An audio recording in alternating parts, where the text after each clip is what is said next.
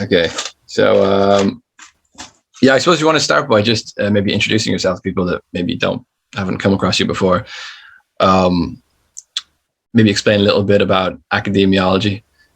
So I'm Joshua Hansen, and basically this is something I've been developing as part of my, as a counterpoint, basically to critical university studies, and it's part of my overall research project into hypermodernity. And so at base, it's a philosophical analysis of the university, and it acknowledges that there's been a rupture in between the discipline of philosophy and then sort of the institution of the university. And, I'm drawing from classical philosophy, phenomenology, critical theory, and metamodernism to basically investigate kind of like three main things, I would say, the status, meaning, purpose, and justification of the university or, the contemporary academy. Furthermore, seeking the sort of ideological unmasking and disclosure of the figure of the academic. And then finally, looking to unconceal the inner logic of the university as it stands, and also to sort of trace its movement into the digital sphere. And, basically I'm looking to, rather than endless sort of critiques and selective deconstruction, I'm looking to mount a monumental critique and the total deconstruction of the current academic system, but also in a way that's creative in the sense of like trying to create a clearing for thinking. So, basically, that's who I am, that's what I do, that's what I'm about, and all this good stuff. Yeah, very good. I read your essay, Academia and the Last Man, which I thought was a really good piece. And I think there's definitely a gap in how we've been taught to think so far in modernity, where, as you were pointing out in one of your videos, that there's this inability to actually critique the academy itself. There's this kind of impossibility for us to kind of actually just step a little bit outside and critique it. Because I think a lot of the most interesting kind of political and ideological phenomena which need critiquing today, for example, public health measures or kind of woke morality, are all things which kind of are impossible to critique within the academy. If you were trying to do this inside the academy, you'd be treated quite badly. I think you'd be pushed out. You wouldn't be taken seriously. So it's like the most interesting intellectual thing which is calling us towards the most urgency to think today are the very things which are kind of prohibited inside the actual institutions itself. So there is this complete, I think crisis, like where can we find a space where we actually can think?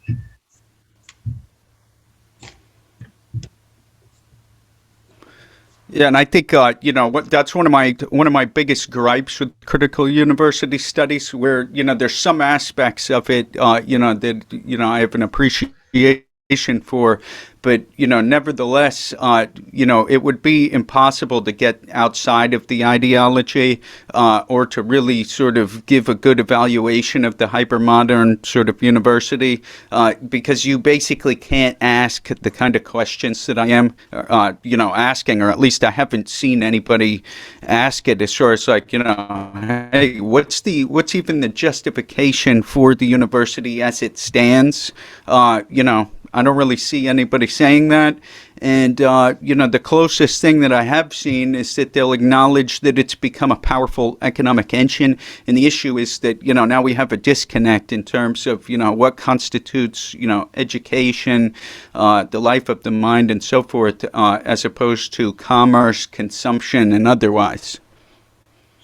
Yeah, there's this quote by Aristotle, which I was reading recently, and he was talking about he's talking about the education of particularly young men, and he was saying that young men often learn through character and through virtue and not utility, whereas a kind of a more rational, calculated way of thinking would be through always thinking about how is this useful. So, for example, when I started studying philosophy, a lot of people will say, "Oh, that's interesting, but like, what on earth are you going to do with that?" So it's like, I'm not doing it because I have this like utilitarian end to it. I'm not really sure why I'm doing it. I mean, which is the kind of the reason I'm doing it, in a sense, that there's a sense of openness, which I think the university is definitely probably did embody a certain openness at one point, but it has seemed to crumble, has seemed to disintegrate. But I was wondering, is your critique of the university or the academy, is it so much a critique of like there's a kind of privation of education, or is you know, like something I kind of wonder is like people who don't go to universities, are they in a sense actually more more well adjusted, more aware, more intelligent than people that don't go to universities at all? Or is there a kind of sense of like you know, well, yeah, pretty much that.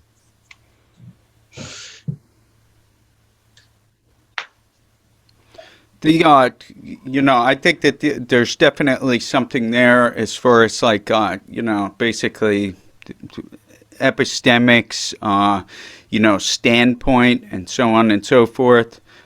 You know, this is, as far as the figure of the academic is concerned, you know, this is something that I'm trying to delve into, you know, basically really deeply in terms of world access. And, you know, I think that one example that could like bring out sort of what you're aiming at here is the idea of like, you know, I've seen it noted that by academics, the idea that, you know, this has been on Twitter, that, you know, unless you spend a lot of time in academia, you know, how can you really speak to this? You know, at the same time, if you look at the footnotes of the most routinely cited sort of scholars in academia, many of them were not academics. You know, the best example would be somebody like, for instance, Marx or Rousseau. People have built their careers on, you know, analyzing and, you know, assessing their work. So they're doing a sort of gatekeeping here, where what they're saying is, hey, it's positivism for us. We have the ability to sort of analyze, study, assess, critique, you know, greater society as a whole, but it's anti-positivism for you in the sense that, you know, you really can't, you can't speak on this without some sort of, you know, phenomenology, you know, of academic life or something like this. And, you know, I think that this disconnect between theory and practice. Obviously, this is something like, you know, Nicholas Nassim Taleb, you know, he's a major critic of this, you know, talking about skin in the game. And I definitely agree with those critiques, while at the same time, he's kind of like, I also think of him as like the high priest of numerology in a certain sense. But I definitely agree with the skin in the game thesis. But the more I look at this, the more I think that it's the case that, you know, that academics, it's almost like in the contemporary scene, it's almost as if their purpose is to facilitate a greater disconnect between theory and practice. Yeah. So one thing I thought was interesting in your essay was, you talked about the limitations of Marx and Freud. You said that critique needs to go beyond these kind of this limit. I think with Marx and Freud Marx and Freud were the example I think you gave. Yeah, both of them are, I suppose, typically modernist writers critiquing modernity. And the other theme, I think, on your website was this idea of kind of metacritique or metamodernity. So could you explain maybe the difference between what you're trying to do as opposed to like maybe a traditional modern critique? I could take a stab at it. Yeah, so like basically by Metacritique, I don't mean like you know, the aggregation of culture industry commentary. That's not what I'm driving at there. I'm looking at the Metacritics of Kant, you know, such as, for instance, Hamann and like Jacobi and these gents who were they basically launched what's been called like a linguistic assault on German idealism. So basically, they were executing a critique that was asking for basically what are the grounds of criticism to begin with. So on one hand, you have that, and then that was carried on. Adorno speaks of Metacritique in a text that's called Against Epistemology, and then Habermas also is engaged in this to some extent. Now, I think it's very interesting because now, as we're moving into what I'm calling the metaverse, I don't mean Facebook, but I'm just saying like the digital sphere, like in its totality, and this sort of like new habitus of like digital professionals. There's a possibility, I feel like, to sort of resurrect that idea and then sort of launch that at this, which, I think that the metaverse itself is something that could even have like, it could even have implications in the area of like ontology and like fundamental metaphysics in a certain sense. Yeah, I agree. This jump into our kind of little pods, our home offices, this new professional class. I've heard them being referred to as the pajama class, because they get out of bed, wearing their pajamas, and just, the top half of them is all dressed up, and below them is their pajamas. But it's do you see? Are you optimistic about the prospects of technology for example, doing what we're doing now, learning outside of the academy using technology, or are you kind of also hesitant about the threats this technology may pose for education at the same time?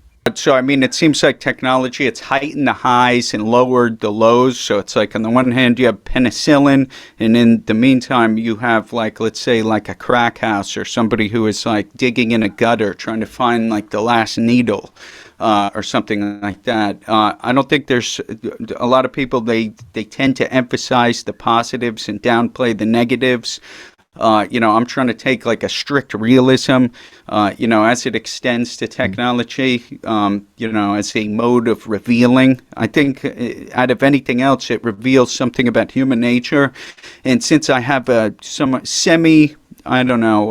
like a sort of pessimistic view of human nature as a consequence of that, I don't think that it's going to go too well. I do think that the contemporary academy is basically going to be taken out by something in the way of learning webs. At least, kind of in the near future, but ultimately the thread of like globalacademia.edu, controlling everything. I think that that's something that threatens the greatest tyranny. So now, it becomes, what will be the response to that? I think Julian Assange actually has a very interesting idea as far as, what it's going to entail is going to be something like encryption, because no matter how powerful you are, that this is his argument, it doesn't mean that you can necessarily solve a math problem. So, we're just going to see basically more of the same, as it extends to the sort of digital realm. But at the same time, and this extends to, both the pajama bottom sort of professions, as well as sort of the creation of a digital leisure class, as we see. Not in that they don't do work. They arguably work more than, many other generations. It's just they don't actually do physical labor. That's what the distinction would be here. That this is creating modes of consciousness that are just like, it's completely disconnected from reality as it stands. And in the meantime, I think it's something that threatens a form of intellectual suicide, in the sense that, I've done some digital work here and there, and, in some cases it demands your cognitive attention, for extremely long spans of time. And I feel like the move to Zoom is something that is going to have like there's going to be a couple of, maybe like a twofold effect. One is that you may see wages like going down, while at the same time, the demand for more productivity may go up, which means that these people in their pods, executing sort of this symbolic representation, that basically, are they going to even be able to have the time to think, and then at the same time, the conditions, the conditions that are the context that they're doing this thinking in, they're going to be completely subjected to the ideology that follows from the technological understanding of being. Yeah, no, I agree with that. I think we're at a real impasse, we're at a real deadlock. With this, because I'm also pessimistic about the kind of the takeover. I spend too much time on Twitter, for example, so I'm just aware of the kind of the world you're in, the lack of appetite there is for kind of fundamental thinking within these worlds, and how this is kind of encouraged and cultivated, while at the same time, of course, presenting yourself and people as of high culture, of the learned class. Yeah, I was. There's an interesting thing I was thinking about before this conversation, which was in Ireland they used to have this thing called bush or hedge schools or bush schools, which were basically Catholic teachers were outlawed, and they would actually hide in like fields and have these like guerrilla classes, basically like hiding away and trying to, I'm sure. Trying to avoid whatever form of policing or security was going on at the time. It's kind of, I almost feel like that's kind of what's going to have to happen. There's going to be like this kind of absolute fundamental sort of, I don't know, like some space of real learning is going to need to be formed. And I'm also pessimistic of how far.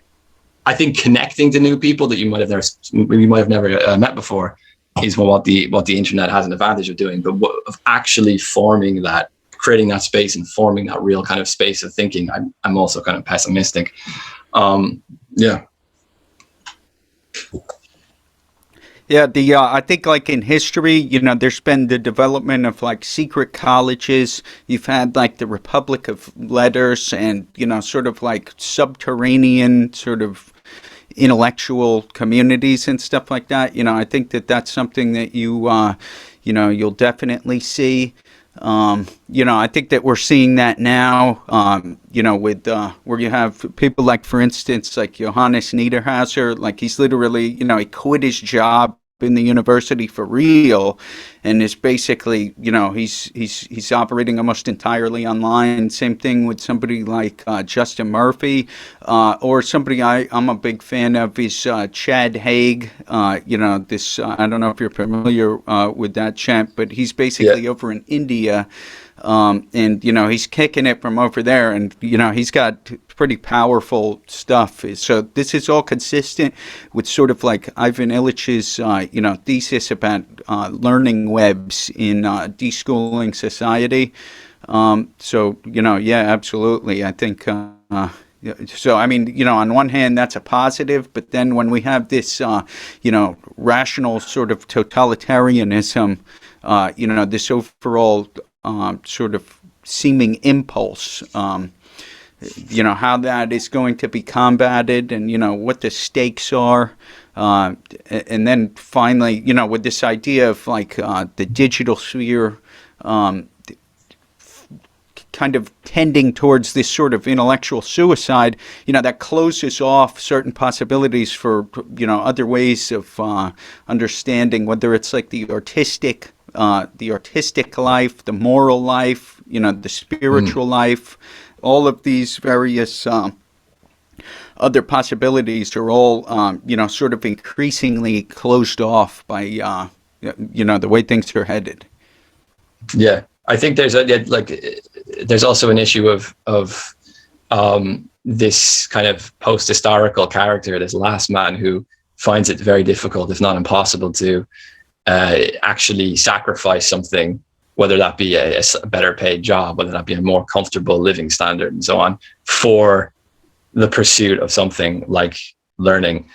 I think we're very much stuck in an era where we're very kind of I suppose undisciplined. Not everyone, but I mean, in general, people are kind of very not used to having to be expected to actually really sacrifice something for a greater pursuit or greater goal. And then I think of someone like Julian Assange, who is basically this kind of like he's almost like a historical figure. It's almost like he's like someone trapped in another era, in our era.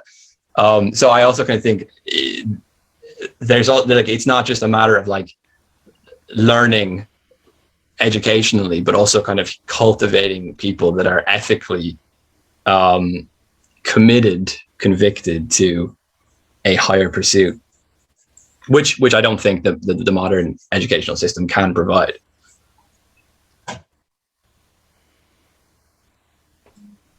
Yeah, it's like at the time of Humboldt's articulation of sort of like the idea of the university at that point, you kind of had this, combination of, the pursuit of science plus moral self-cultivation. And now it's sort of, this idea of science as sort of the untrammeled, pursuit of, scientific knowledge, free and untrammeled, that seems to have given rise to just like, commercialized corporate data, intellectual property, and so forth, and sort of an overall schema of morality that basically attends to that, as opposed to what you're talking about. So it's definitely that issue, and then also the idea that I feel like increasingly it's going to be the case that like we're going to lose a sort of world access, where basically, let's say you're raised with an iPhone in hand, eventually you attend university, turn it into techno-scientific irrationalism, neoliberalism, and otherwise. And so like the manner in which we got to that point in history is something that I think is going to be increasingly obscured, and it'll be very, very difficult for people to be able to access sort of the works of literature and also art, leading up. I think I was thinking, I want to get your opinion on the event. I know, because I've heard you mainly talking about obviously critiquing the academy and so on, but there seems to be a shift in the past 2 years or so.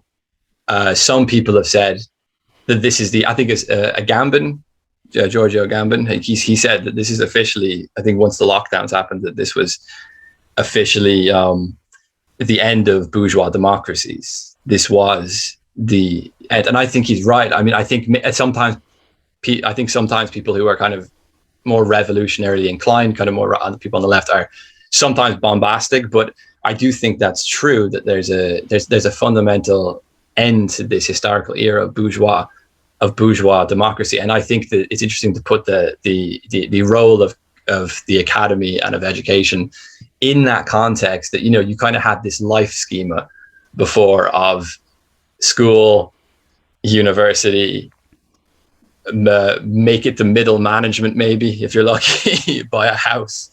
And it seems like that's all in the air today. Like the younger generations, their prospects of actually having these things. I mean, because when we're talking about these kind of life stages, we're not just talking about getting a credential or a job. You're kind of talking about like, oh, that's where that's where you grow somewhat as a person. That there was a kind of bourgeois, kind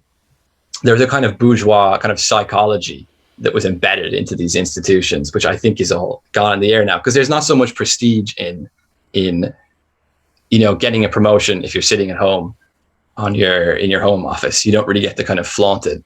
You know what I mean? Yeah. It's not as psychologically rewarding. So I kind of wonder, like, in a sense, that our time is extremely disruptive and it's extremely difficult on young people, but it could almost, like, if you take away the rewards a little bit, okay, maybe you won't own a home. Okay, maybe you won't have these kinds of careerist kind of egotism and so on. But maybe that kind of privation is necessary to push us into kind of something more fundamental or something more authentic. I certainly agree with a lot of that. I have, I personally believe that there's a dialectic in between technology and politics, and like what the status of technics is. So, for instance, what I'm getting at is that, all the various revolutionary movements, whether it's French, American, Russian, and so forth, they happen to be at a time and place, where the status of technics, facilitated that. So, for instance, like during the medieval period, it would be somewhat difficult to mount a revolution if you're up against sort of like armored cavalry, I understand that it was the development of like, steel-tipped arrow that sort of disrupted that. So you have, disruptive technologies. Now, that's the end of chivalry, and so on and so forth. And then ultimately, you have arms, where now this is something that at the same time with this, you see popular sovereignty, sort of the general will and so forth comes into effect. I just think that we're at a point in time where now, even though that's the foundations of our current, political structure, I think that the state of technology is moving to, a point in time, that it's going to be disruptive of these past movements, and that we're moving more and more towards an open tyranny, where basically, specifically drone warfare is a big aspect of this, where literally you can, come out of a Starbucks with your caramel macchiato, somebody will do, and then, basically go into a pod and be using the most ruthless and cowardly violence on the one hand, on this, at the same time, and it's like 6,000 miles away or something like this. I think that this is, it puts into question, all sorts of things from, just like fundamental human rights, and popular sovereignty, and ideas like that. So I'd see a lot of threats on the horizon there. Yeah, I'm glad you mentioned the drone warfare thing. It's something that I've also thought about a lot. And I was reading actually one of Plato's books recently, Lashes, which is a very short little book, and it's about the question of what is courage, and the dialogue is based around a Socrates and some kind of, I think they're kind of military generals, tacticians, and they're discussing fighting in armor. Like, is it more courageous or less courageous to fight in armor? And if you think about technologically how armor develops, the drone is like the ultimate one, because you don't even need to be near anybody. And how this is kind of embodied in a role of education, teaching not just information, but also transmitting virtue from one generation to another.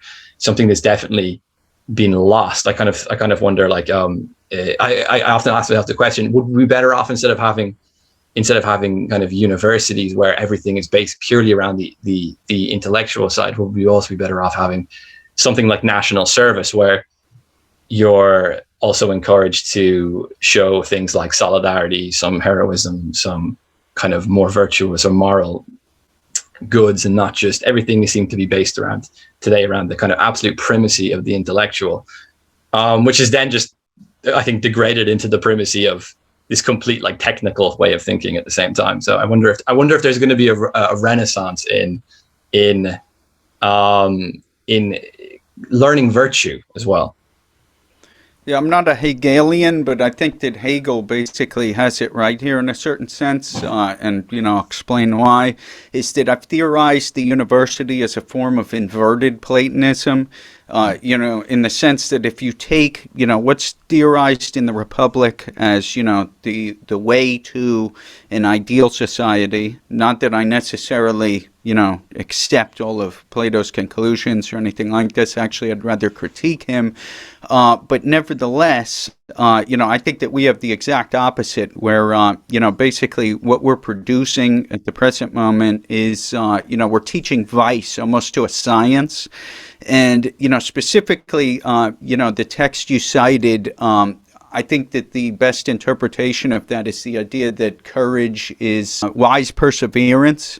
And so, so wise perseverance, that invokes the idea of basically desire coordinated in the right direction, which would be wisdom.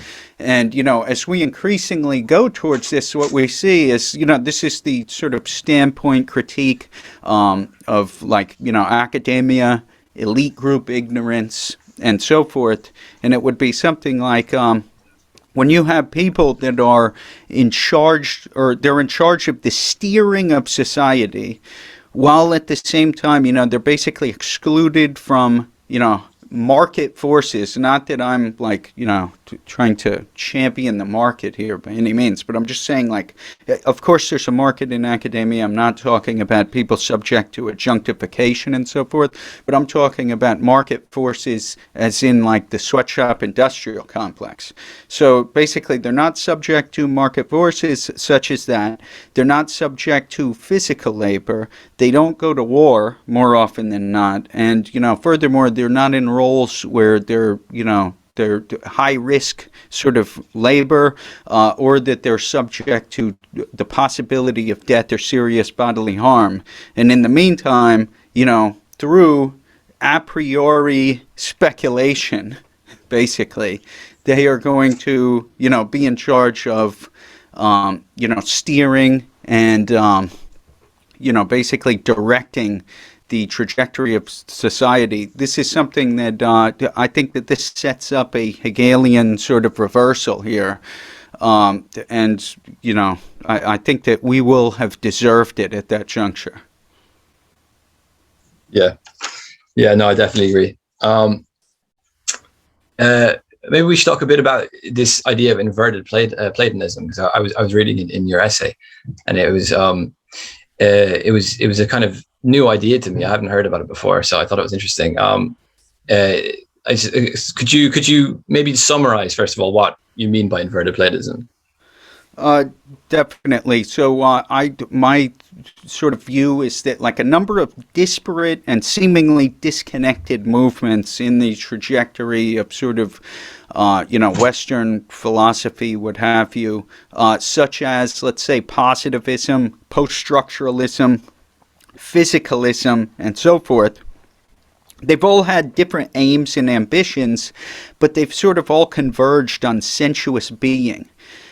In the meantime, you could invoke Nietzsche here, who basically is, he's quoted by Heidegger as, stating that his philosophy is inverted Platonism.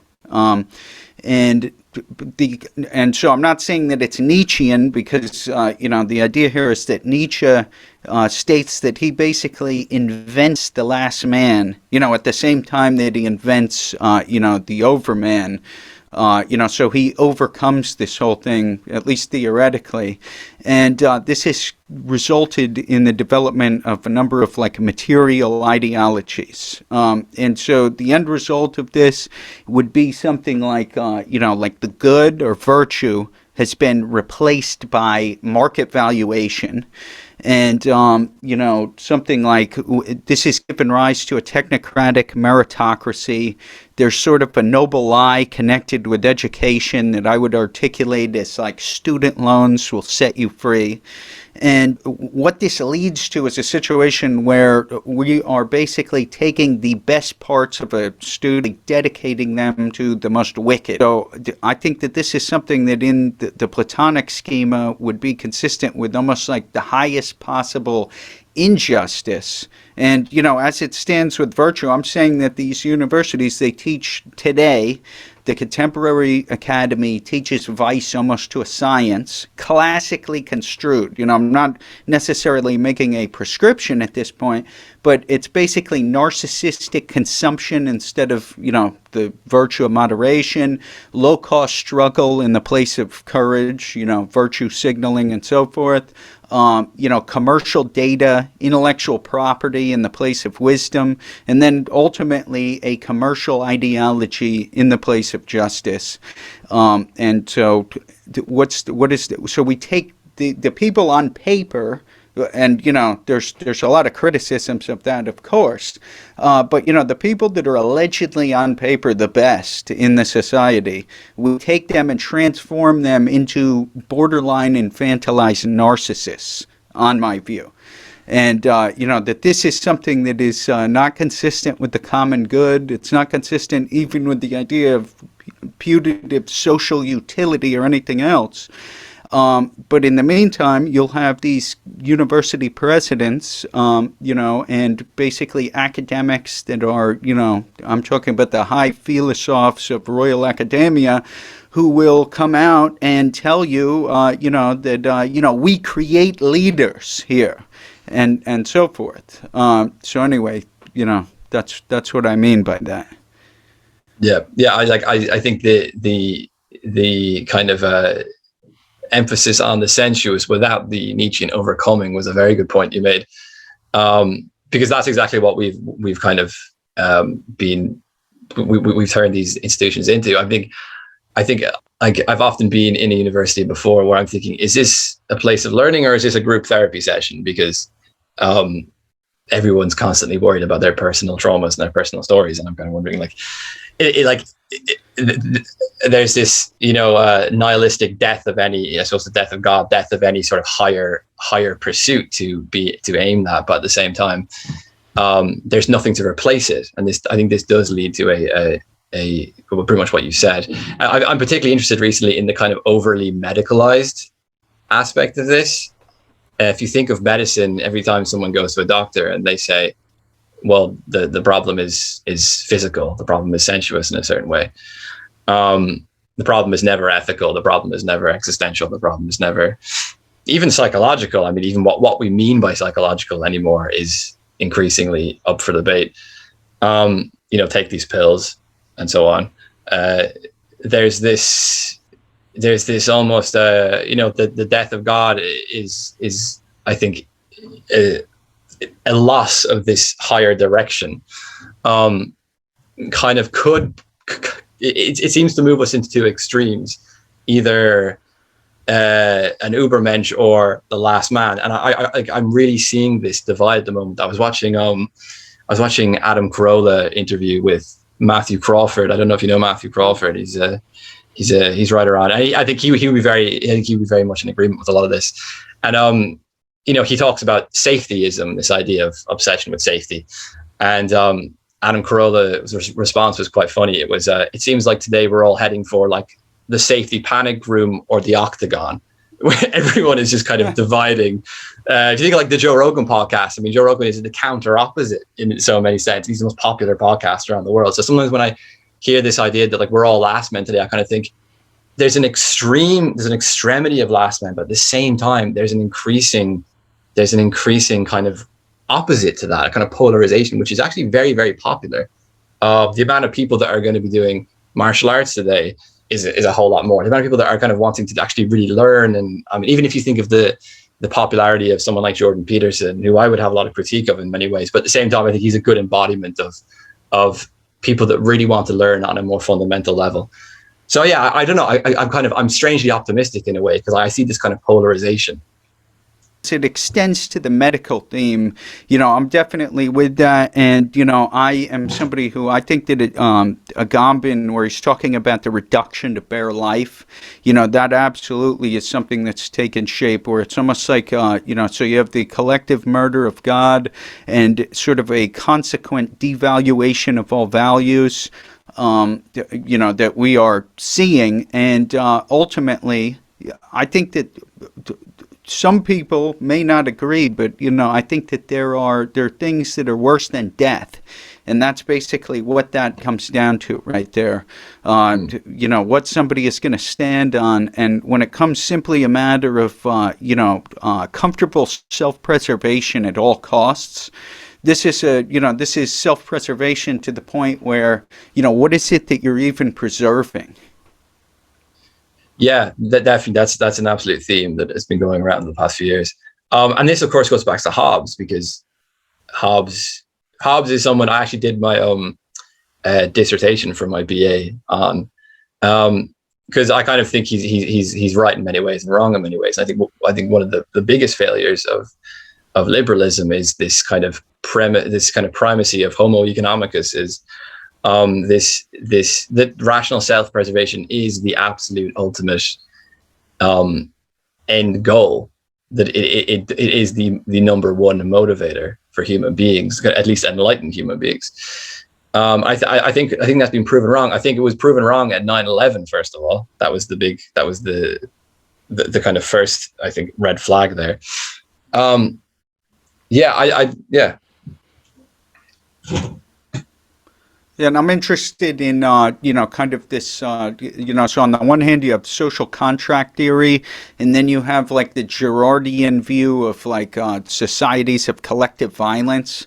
Something that I'm personally very interested in is basically, on the one hand, you have the idea of civil society, and then you have criminal society, and kind of how they seem to morph into each other at both the top and bottom levels, so-called. Yeah, and again, I think the medical theme here is very prescient, because we often now kind of think we can treat what we used to refer to as ethical problems, criminality being an ethical problem. We kind of now increasingly kind of medicalizing or psychologizing it. So I think it's interesting what you're talking about with this primacy of self-preservation, because or that there's something worse than death, because this Lash's dialogue I was talking about earlier was it deals, I think, fundamentally with like, what is courage. There is something. Courage is, I think, the awareness that self-preservation at some points is actually worse than death. I think that's, or at least self-preservation is worse than, some sort of punishment. Yeah. Maybe I just wanted to ask you, what is there any contemporary thinkers, philosophers that you are kind of optimistic and hopeful about? Basically, no. What is it? Some of the ones I like, that have been relatively recent would be people like, let's say, Ellul is one, Paul Virilio, René Girard, and so like Agamben, I think that he, and then, so we could kind of compare Agamben with like Chomsky and Zizek in a certain sense. I think that brings out something very interesting, is that I think that if you looked at the totality of the work of both Zizek and Chomsky, you would have expected them to basically be against, like, the sort of intensification of biopolitics, by the state apparatus, if you read the totality of their work. Yeah. So now I was asking myself, what is it that gives rise to, what we're seeing, where Chomsky is throwing in all the way with basically manufactured consent, arguably. And in the meantime, whereas you might be able to see Zizek otherwise, like, coming up with some sort of, like, I don't know, like invoking Hegel to do like an ideological PCR test, on COVID or something like this, right? So at the same time, you have Agamben, who's basically, he basically is risking it all to follow through on his state of exception and take it to its natural conclusions. At the same time, Zizek and Chomsky, no. I thought it was interesting. It's like, hey, there might be something Lacanian here. So they've no doubt seen how Agamben has been stricken from the rolls. Like, he's basically, you can expect him to be almost essentially, removed from the canon, as it were, right? And they're at a point in their career where they have the consideration of legacy, so this, like, putative immortality. Also, Zizek, like in 2016, he was saying the wrong stuff, and it subjected him to like a withdrawal of honor in fashionable circles, let's say. Yes. And so I think that it's something like these two guys have succumbed to the forces that are explained by their own, basically their own corpuses. And, it's something like they would lose this super abundant vitality that they have as a consequence of being like first-rate, world-famous intellectuals or something like this. So basically, jouissance would be withdrawn. And as a result of that, they've succumbed to the sublime object of ideology. That's what I was cooking up there. And what's interesting about that, let's say that was true, right? Let's say that was true and that's how it unfolded. If that's the case, then basically their work was proven in the last determination. Yeah, I know. I agree. It's hilarious that like everything that I think Zizek has been writing about for so long he's been proven right in the past 2 years, and then he just portrays his own theories, and I'm like, how has this happened? Yeah, it's been quite astonishing to see. It's one theme I'm thinking of here. I wrote down, which is one of Nietzsche's books, which is Twilight of the Idols, and I think what we're seeing right now, I think is because I asked you, is there any contemporary philosophers that you find hopeful about? You said no. So this is the Twilight of the Idols. Like we're kind of all in a crisis. Like who do we look to for? Yeah. I would have to adjust that to say, basically, hey, Agamben, he's risking everything on that. So you have to give it to him, right? So I got to edit that answer a little bit. Somebody who I totally disagree with, that I think is one of the smartest guys out there, is the guy, Jason Josephson Storm. Basically writes this book about the myth of disenchantment, and then he writes about metamodernism and stuff. I don't agree with this guy. He's definitely ensconced in the academy, and he's, good to go in that respect. But, I got to hand it to him nevertheless that this guy's sharp as hell. So you have him, and I don't know. Other people that that have been engaged in similar stuff. Ivan Illich, Pierre Bourdieu, Jacques Rancière, and somebody who I find very interesting but also totally disagree with would be Laruelle. Is somebody who I think had some of the most exciting, and sort of like unconventional stuff that's out there. So that's why I give props to that guy as well. Yeah, that's a lot of new names for me. I've been writing down some stuff. So, but there's definitely this. I think one of the reasons, perhaps, some of the people were mentioning earlier, like Zizek and Chomsky, coming more from a kind of Marxist influenced tradition or socialist influenced tradition in some regard or another, that everything is kind of. Because we've kind of entered into an era of biopolitics in many ways. I mean, I've never before these past 2 years cared much about politics or thought in a biopolitical way, and then all of a sudden this happens, and I'm forced to start thinking about this kind of stuff and read people who are more astute on the topic and so on. And I think there's also a reluctancy with people that are older to perhaps, if you think kind of a more Marxist theory that everything is material conditions, everything is driven by material conditions and so on, and all of a sudden the kind of biopolitics slant takes hold, it takes a lot to kind of go, right, I've really missed out on something. I've spent my entire life really missing out on something here. So I think there's a kind of element of that as well. And there's another, just on the topic of biopolitics, there's another interesting essay which was written by, I can't remember who it was written by, but it was in, I think it was in Unheard or one of those magazines, where it said, why isn't the left talking about Foucault? And this was like last year. Mm-hmm. And like so much of Foucault is relevant today. And interestingly, the thing that is brought forward from Foucault is this, of fetishizing marginal identities, obsession with marginal identities and so on.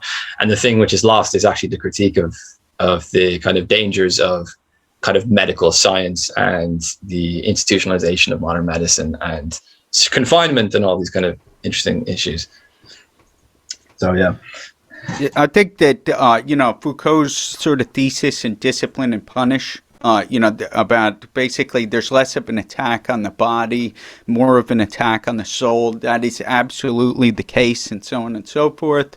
And, I've seen a slew of articles just recently talking about how sort of the, contemporary ethos in the academy, is alleged to be connected to people like Derrida and Foucault, but that it actually isn't. And, I agree with that to some extent, where it's basically, on my view, they've taken the worst of these thinkers and they've sort of like, and they've amalgamated that while basically leaving, the most important and or best aspects of, what they had to offer.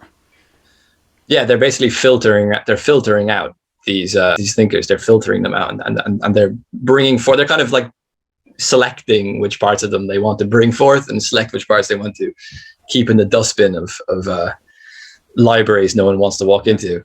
And then there's the bigger picture on this. It would be something that I'm going to have to address. Kind of as I move forward in my project, is the idea of to what degree is it that you could assign any culpability or whatever, or otherwise, what is it? This is like the fundamental grounds for social psychology, has to deal with like the fundamental attribution error, as far as like how the context, shaped, what was going on and so forth. And, no doubt, no question that those are, these are like powerful forces at work. It all has to do with, what you cannot say, or what you basically have to accept. And so that's why, there's a lot of people who are subject to tremendous sort of domination and exploitation, as adjuncts, as people that are like graduate students and stuff like that. I'm not trying to personally criticize any of these people. At best it would be, the people who are basically, as I said, like these sort of, these grand philosophers of the Imperial Academy, and these would be people, I'm happy to name names. It would be like explicitly people such as like Steven Pinker, Bratton, or Harari. Like, these characters, this is, I think that this is the highly dangerous stuff.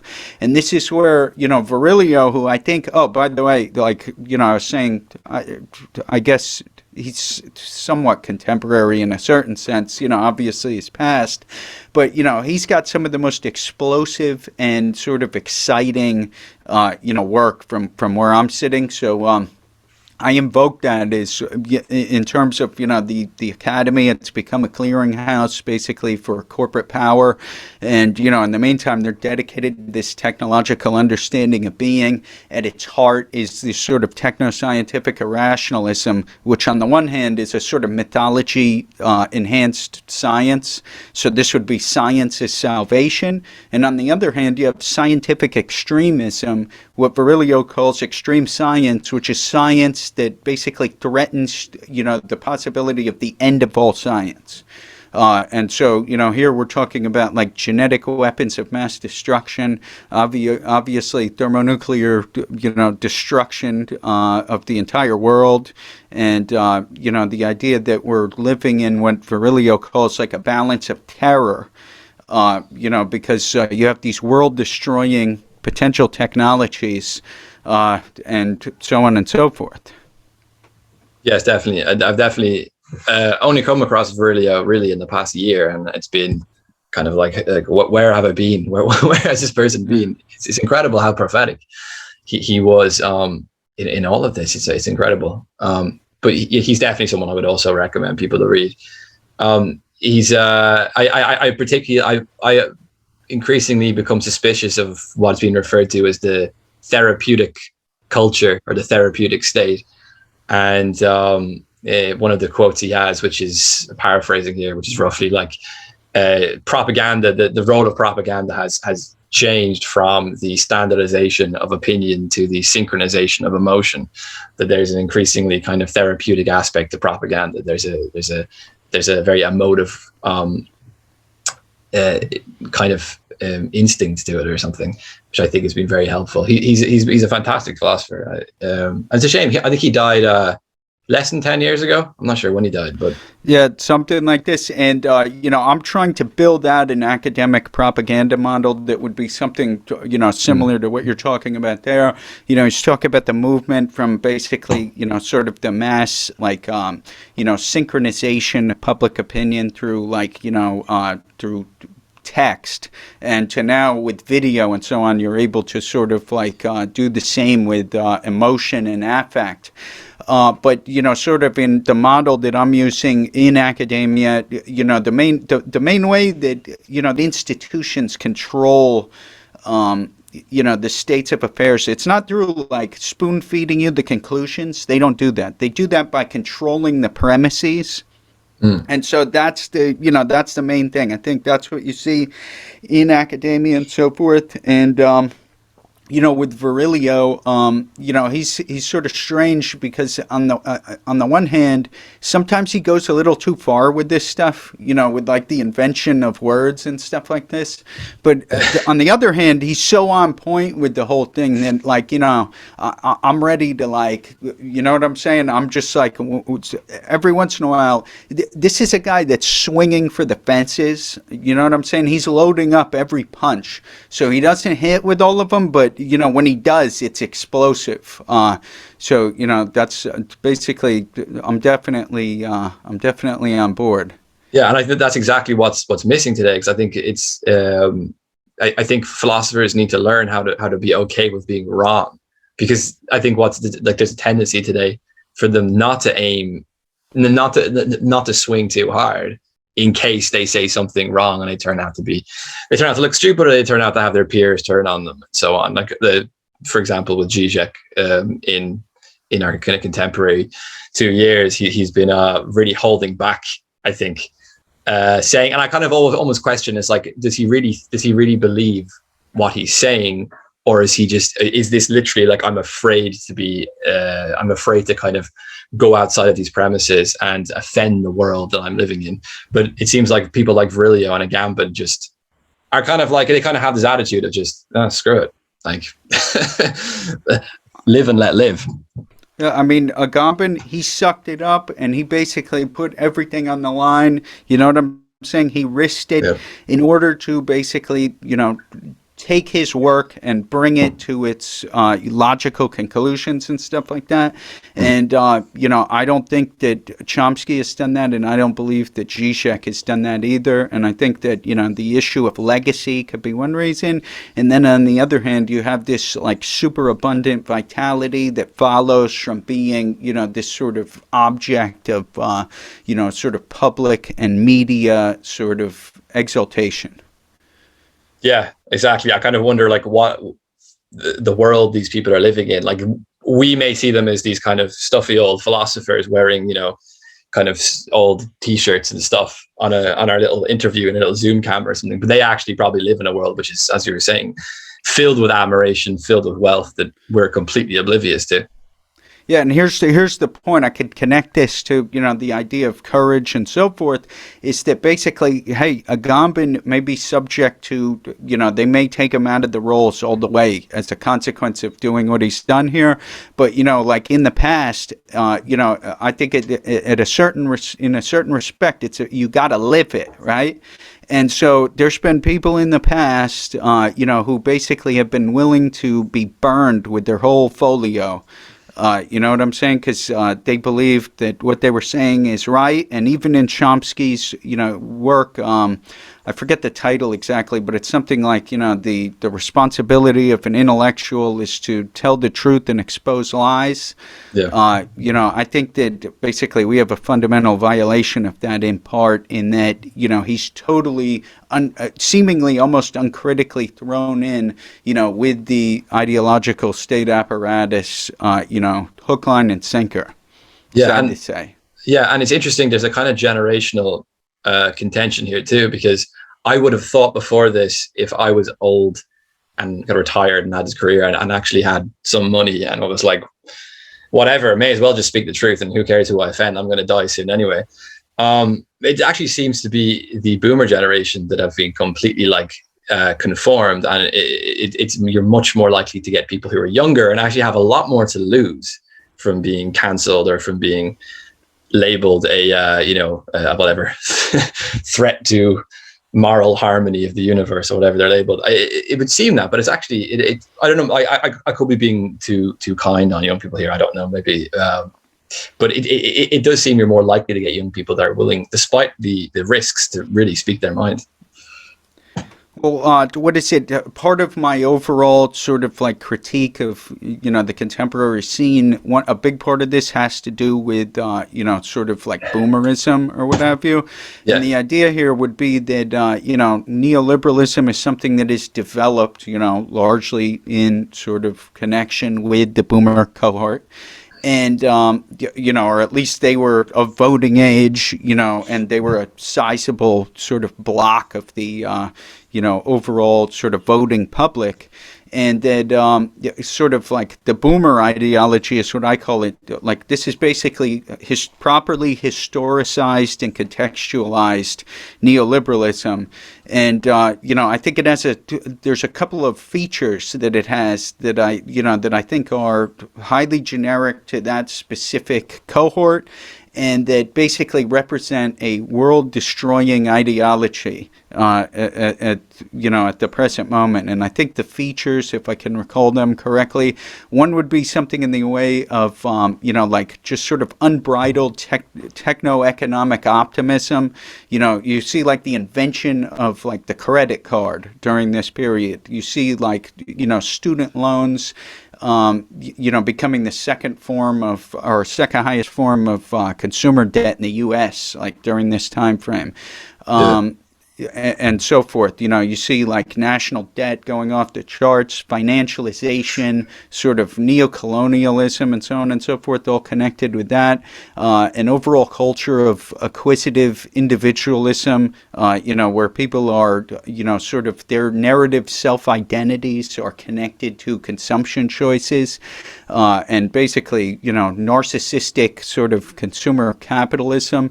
And then finally, a form of culture industry credulity, or basically just sort of like culture industry consumption, where and it sort of makes sense in some respects, because I remember like watching the Tracers on television, like over in Iraq or what have you. And, this is perhaps the first time that, nearly in real time, people are like observing like war from their own homes, like, sitting there eating a bag of chips or what have you. And, as a result of that, they consequently have placed like tremendous sort of, they just have tremendous belief in the deliverances of, the culture industry, mass marketed sort of news and so forth. And, there's sort of an unholy trinity between the idea of, I'm drawing from like Philip Tetlock's critique of the efficacy of expert opinion, where, it's like you have authoritative sounding experts, ratings conscious sort of news stations, and an attentive public, or, something like this. And, it basically, it creates a highly toxic scenario that I think that the boomers, that generation has really bought into in a big way. Yeah, I actually read your boomer essay as well. I thought it was very good. I thought it was very good a point you're making about the techno optimism. I often see boomers being much more interested in new technological developments that actually young people aren't, especially medical technologies as well. But one of the things you said in that essay was that the peace generation, as they're called, have also come along with new forms of weaponry, whether those be economic forms of weaponry, whether those be like those highly technologically advanced forms of weaponry like drones and so on.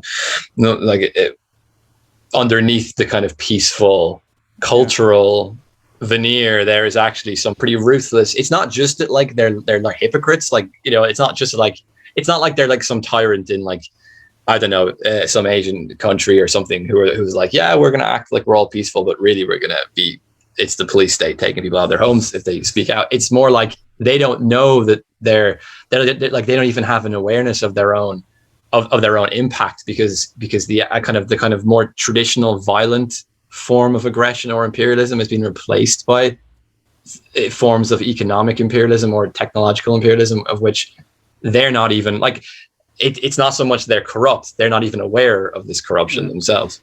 It's something like Foucault, like 2.0 or something like this, where basically these modes of like financial and economic sort of violence being deployed, against people on the complete other side of the world is something that in some ways could all be connected to basically, the thermonuclear detonations, at the end of World War II.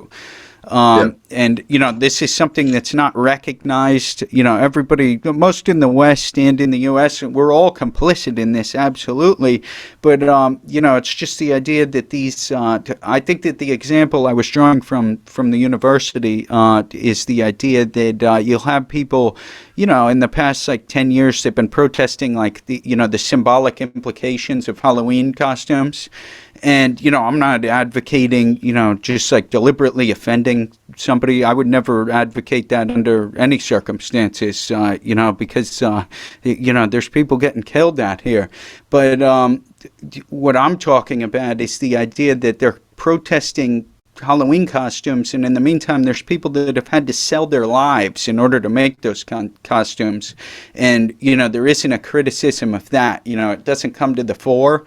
I know that Yale right now is looking at, I think they're considering divestment from China.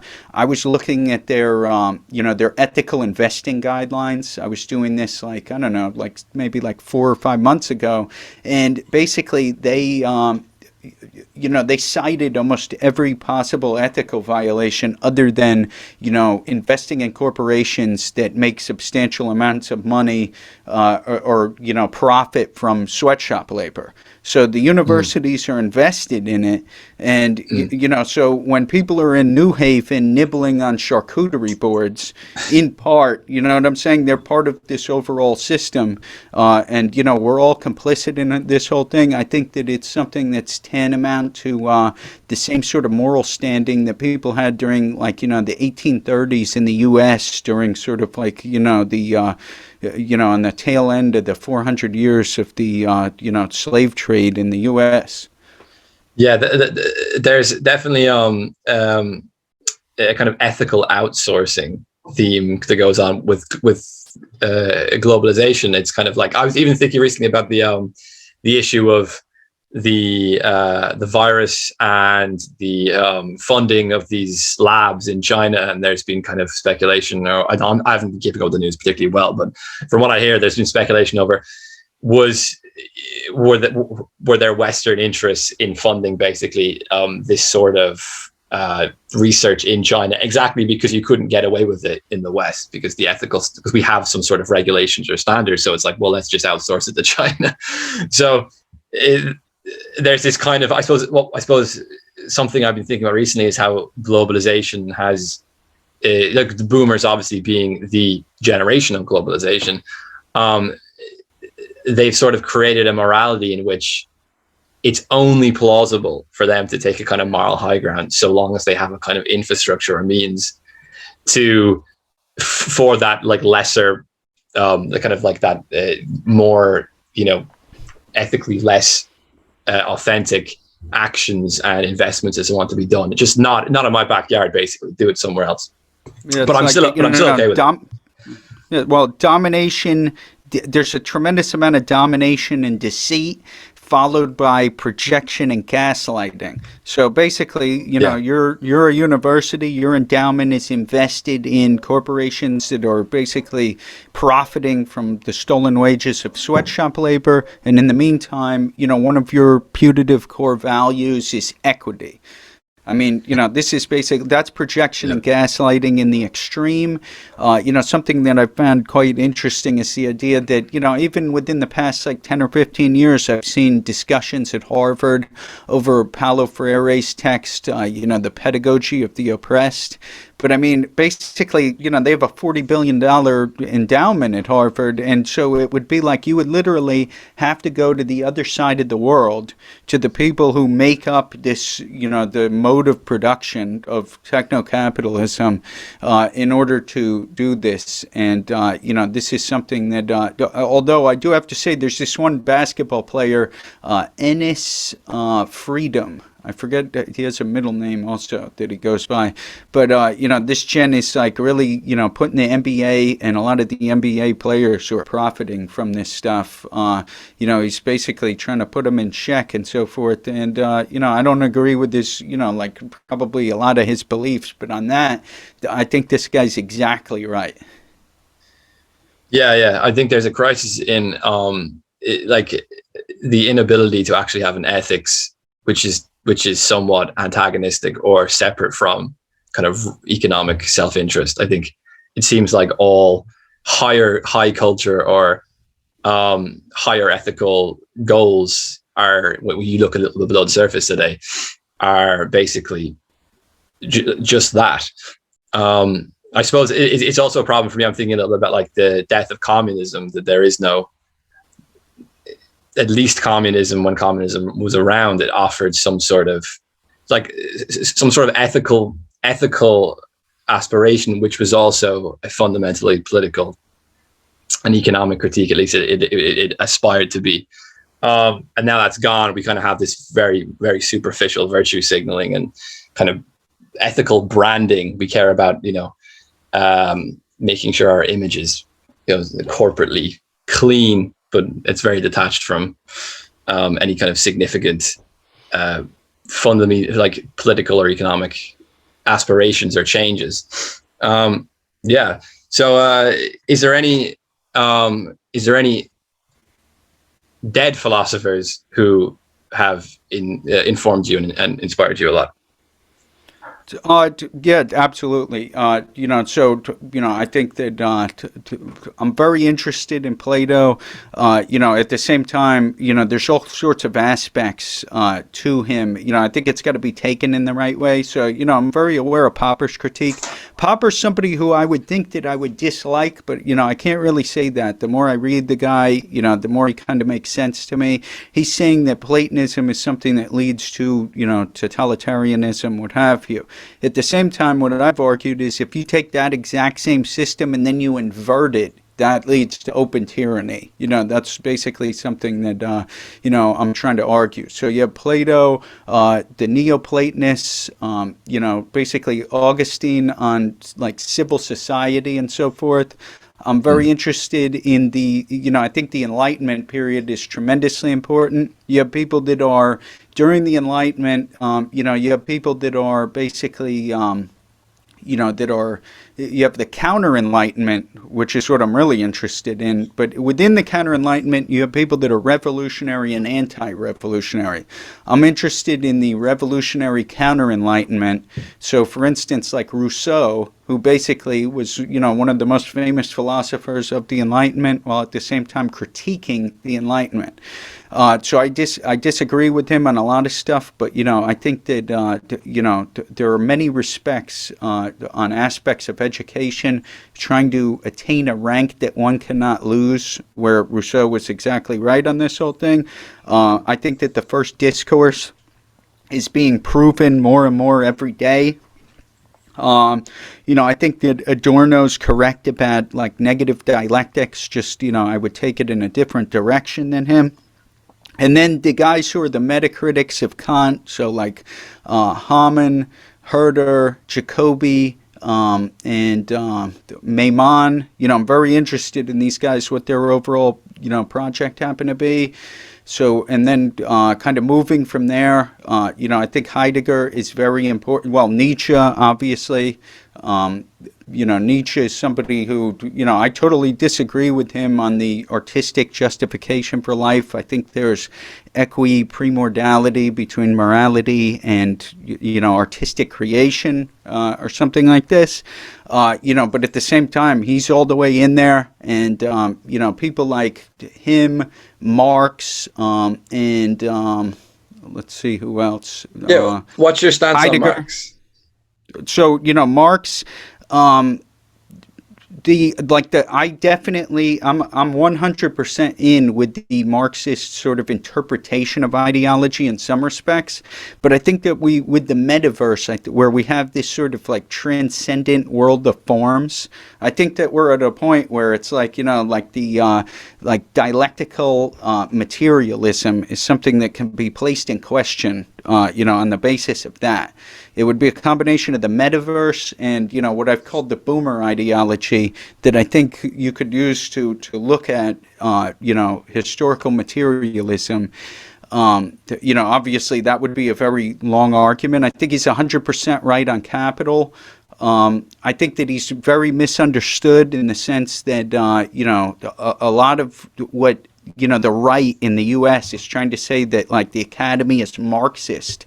Like I think it's like the second portion of the Communist Manifesto is talking about bourgeois socialism, the critique of bourgeois socialism. I think it's much more consistent with that, where Marx would denounce much of what's seen on the present scene. I think Nietzsche would say that basically what you're looking at is like narcissistic neoliberalism. Sort of like masquerading as Nietzscheanism. So yeah, what else on Marx? Yeah, because that's definitely something I agree with. That there's a lot of very flippant associations between that's kind of this term like neo-Marxism is thrown around a lot to label the academy, and it's very frustrating to hear that, because it's kind of like it's absolutely not. It's a very cheap. I think if you actually push people on this, they'll say something like, well, they have this kind of hierarchical schema. You just replace the proletariat, the bourgeoisie, with, man and woman, or white and black or something. And it's kind of like, well, if you're just using that one little schema to replace, to like say it's neo-Marxism, then anything could be a neo-Marxism. I mean, you could think of slaves in Rome versus Roman elites. That's it's a very cheap kind of association that's often made. So I completely agree. It's So like, yeah, and this is like the fundamental, maybe like what I think is the fundamental issue there is you're taking the conflict thesis in Marx, and then, you can apply it to a number of other different avenues, and you can certainly do that. It's just that, this is something that, like, Lenin spoke against, some of this sort of stuff, in the sense that, it all comes down to whether it enhances or undermines like social solidarity and stuff like that. At the same time, I think that standpoint theory is, that there's absolutely something to it. So we need to really harmonize, the idea of like standpoint with sort of intersubjectivity. And this is something that takes sort of like, you have to have like, you have to offer like, it's got to be done in a spirit of charity. You know what I'm saying, or else it can't get off the ground. And these standpoint issues, I think like Hegel starts this whole thing. This is where I'm talking about the idea where, in the academy you have people like basically dictating, and to some respect, the trajectory of society, but they're not involved in like real physical labor. They don't go to war. They're not subject to the risk of death or serious bodily harm. All things considered, in the main, what have you, and that that there's serious standpoint issues there. Yeah, certainly. Who else could I ask you about? Nietzsche. I mean, because your essay could be seen as a slight critique of Nietzsche. Perhaps not a complete disagreement with him, but a slight critique of bringing back down the world to a sensuous level, to a sensuous understanding. I mean, he's a very complicated figure, and so there's certain aspects where he's certainly prophetic, where he's saying the next 200 years are going to be dominated by basically like nihilism. Absolutely, this is the case. As far as but so now, if we're talking about let's say amor fati, something like the transvaluation of values and something like this. I've seen that criticized on the idea that the attempted eradication of values in one sphere is something that tends to arise somewhere else. That would be one. Another one would be the idea that he's like reified, this idea of eternally recurring will to power.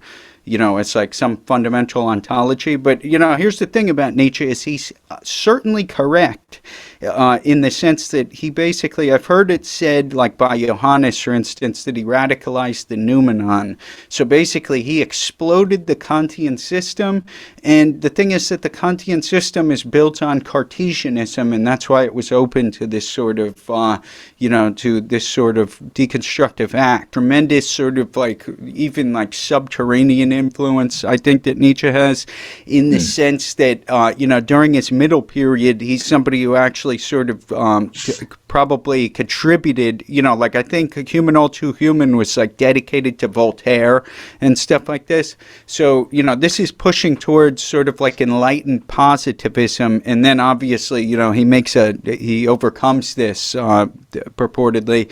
But so it's like, like Heidegger, highly influenced by Nietzsche, Foucault, his project is something that's a takeoff directly from Nietzsche.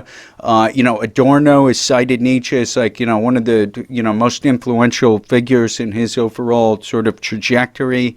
Derrida is taking from, Heidegger and stuff like this. So, I think that there's a tremendous amount of like undetected Nietzscheanism sort of like at the heart of like, postmodernity, would have you. And that maybe not be it might not get like the level of recognition that it should. At the same time, a lot of people that fancy themselves like Nietzscheans or whatever, these people are Philistines. So there's something that they don't really share with Nietzsche, who has like he's like this tremendously cultivated overall philosophy and stuff like that. So in thinking about it, it would have to be somebody who's a Nietzschean today, and I'm thoroughly against Nietzsche, but, at the same time, I recognize what's there. And for somebody to be Nietzschean today, you would have to be something like,